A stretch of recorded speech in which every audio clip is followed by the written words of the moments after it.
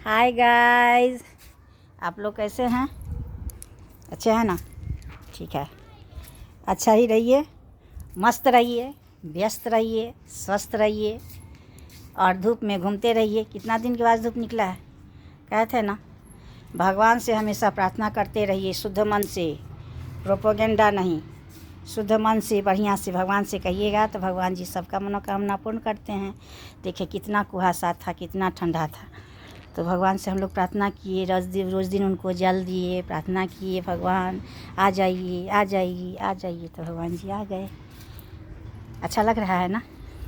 देखिए मेरा पौधा सबको देख रहे हैं, सब खिल रहा है, मुस्कुरा रहा है और मेरे जैसे ठहाका लगाता है। ठीक है, देखिए नज़दीक से मेरे पौधा का दर्शन कीजिए। यही प्रकृति है, जल ही जीवन है और पौधा ही ऑक्सीजन है। ठीक है, इस पर रहिए। ठीक, बाय।